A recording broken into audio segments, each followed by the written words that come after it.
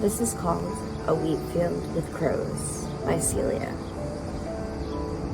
Death had wrapped its fingers around his soul long before he was yanked into this world. The weight of grief was still heavy in the air as his parents greeted their firstborn. His brother, his namesake, had not made it to full term, and thus his entrance was something of a bittersweet blessing. Understandably, he was a quiet child, unassuming. His boyhood was spent in the wheat fields, communing with nature and with the crows. There he would talk to the clouds of his dreams and aspirations, and they, in turn, would shape-shift into his manifestations, giving him the answers he longed to yield. There was a church on Sunday, of course, where he would listen to his father sermonize, which more often than not gave him more questions than answers. The clouds weren't much use with those, and so he contemplated faith and religion in his prayers before bed, and occasionally as he wandered alongside the serpentine path of the river.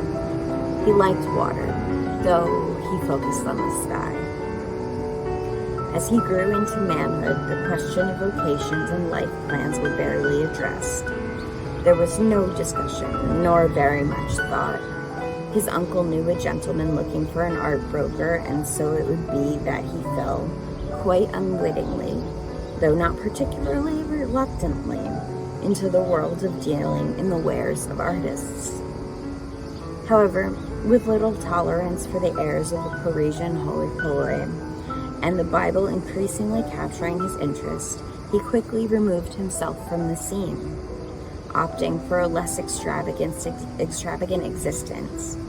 He returned to Belgium to work as a missionary, spreading the word of God to the people. It's funny, really, how genius finds itself. First, there was nothing. No burning fever of the creative, no grand desire to embolden a canvas. But there, in a small mining town, he began to see people.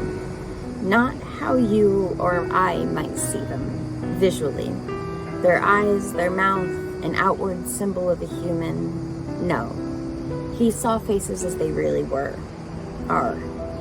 Souls waiting to be seen. And so he began to sketch in earnest, his portraits holding up a mirror to their recipients. Art quickly became life. His heart feeding his hands the stuff of dreams and nightmare. He gave vision to the peasants he had seen as a boy and the underprivileged he had later walked past in the city slums, head bowed. When he had mastered the art of the visage, he branched out to include rural scenes. He worked late into the night, his pencil detailing the quintessential charm of the cottage he had wandered past earlier that week. It was then, by the light of the oil lamp, that he knew he had found his home and his calling.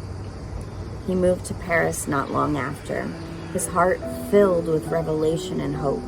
His brother Theo welcomed his older sibling gladly. The pair lived together in a harmonious commune for the most part. Enlivened by his newfound passion, Vincent began to search out more challenging projects. His mind awash with possibility, he fell into the steady monotony of the city, breaking the drab fog of morning with works of the Impressionist greats. Monet and Picasso quickly became his muses. The vivid strokes and flashes of ostentation broke through his solemnity. Still, there, amongst the genius of his time, he longed for more. Seeking warmth and light, he moved to Arles. France gave him inspiration and freedom to craft. The rolling hills and summer flora, a living tapestry, and he a character walking amongst the silken dewy threads. And there were dreams. Looking out of the window in his little yellow house, he saw amongst the trees the artist colony he would create, a utopia. Even introverts seek comfort in like minds, connection, and he would. He decided in a flash of misguided inspiration, start right there and then. He immediately invited his friend, Paul Gauguin, to join him, an artistic collaborative experiments of sort.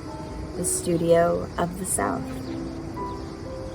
Despite the most innocent of intentions, the arguments ensued quickly. Neither creative was willing to compromise, each intent on their own vision. Vincent retreated to a pastoral inspiration in Gauguin remained stoically determined to bring his imagination to the fore, sinking deeper into himself and finding that rather than being invigorated by the presence of another artistic visionary, he was constricted. All that he had dreamed the collaboration would be, a charcoal smudge of the color he had envisioned. Vincent sank deeper, and this time the clouds could not console him. Their movements as arbitrary and useless as his perceived future. Gauguin, for his part, became more overbearing, willing his friend to think outside of himself, believing his vision to be the better of the two. "You're not listening to me," he would scream from the top of the stairs. No, it's true, I'm not listening to you. Who are you to tell me who I should be?" Before he realized what he had done, the blood poured from the side of his head, streaming down his embittered face, his ear hanging by a sinew. The hospital, recognizing his anguish, relocated him to the psychiatric wing. Under the care of doctors and with the help of medication, he slowly began to see the sky again, the stars replacing clouds that had once placated him. And so there, behind the barred windows of his ward, he would muster all that he had to try again. The sterile, suffocating walls of the hospital became the canvas of his redemption. His way home, the deft brushstrokes of the swirling night skies, the lush, pulsating fields, and the tranquil beauty of sunflowers gave him hope of peace. With creativity awakened once more, Vincent left the hospital with a renewed vision. He would start over. But the tigers come at night. The darkness of depression and the visions that had haunted him for much of his adult life refused to subside. As his anguish grew, so too did his frenetic pace of creation. His heart, sensing that his soul could not endure this world forever, he painted with unrelenting focus. Each canvas, a knife wound of captured beauty, released like a caged nightingale, free. The morning air rustled through the wheatfield, his feet crushing the dried stalks as he walked. He looked upward to the skies. The clouds were unmoving. The sun beat down upon his back. "The sadness will last forever," he muttered. Not a cry of despair, but a gentle acknowledgement of truth. There would be no escape. Not in this life. As he pulled the trigger, the crows ascended to the sky. His legacy would become one not of tragedy, but of dark and powerful beauty.